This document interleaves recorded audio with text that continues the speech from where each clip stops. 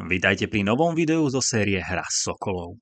Bola oznámená nominácia Slovenska na prípravné zápasy proti Rakúsku a Nórsku. Tréner Karlsona povolal až 30 hráčov a medzi nimi aj trojicu nováčikov Alexander Čavrič, Tomáš Rigo a Tomáš Nemčík. Alexander Čavrič je oficiálne Slovákom len krátku dobu a už bol aj nominovaný do reprezentácie. Čavrič by mal zvýšiť útočnú kvalitu Slovenska, tak ako to robí v Japonsku, kde cez víkend v lige skóroval a po 4 zápasoch za tým Kashimi Antlers má na konte už 2 góly. Na aktuálnom reprezentačnom zraze sa ale neukáže, keďže odmietol pozvánku a rozhodol sa zostať v Japonsku, aby sa lepšie adaptoval v klube. O slovenské góly v prípravných zápasoch by sa tak mohol namiesto Čavriča postarať Robert Mak. Dlhoročný reprezentant si priniesol z Austrálie výbornú formu, keď dokázal streliť gól už v 3. zápase austrálskej A-League za sebou. V bráne je jasnou slovenskou jedničkou Martin Dúbravka. Ten nezažil vydarený týždeň, keď Newcastle najskôr v lige podľahol Chelsea 3-2 a následne skončil púť v FA Cupe. V štvrťfinále nestačil s Newcastlom na Manchester City, keď prehral 2-0. Oveľa lepšie pocity zažil Adrian Kaprálik, ktorý strelil už 6. ligový gól v poľskej lige. Ani jeho dobré výkony z Gorníku Zabrze mu však nepomohli dostať sa do aktuálnej nominácie Francesca Calzonu.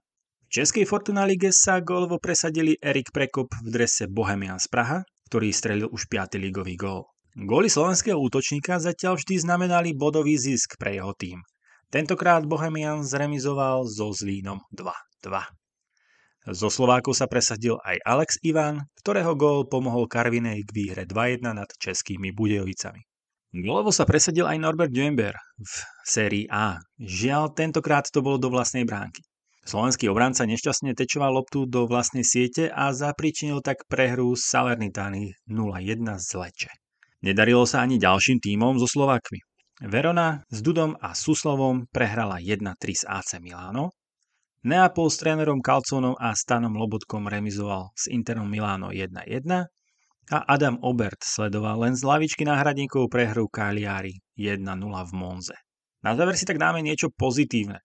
László Bénes pokračuje v skvelých výkonoch za Hamburger v 2. Bundeslige. V sobotu režíroval víťazstvo 3-0 proti Wehen Wiesbaden, keď Bénes strelil 1 gól a na zvyšné 2 asistoval. Za svoj výkon si od portálu Sofascore vyslúžil známku 9,6 z 10. V aktuálnej sezóne tak má na konte už 12 gólov a 10 asistencií, a to len za 22 ligových zápasov. Zostáva tak len dúfať, že si formu preniesie aj do reprezentácie. Ja vám ďakujem za sledovanie a ak sa vám toto video páčilo, podporte ho určite lajkom a odberom pre kanál a vidíme sa zase na budúce. A dovtedy ahoj.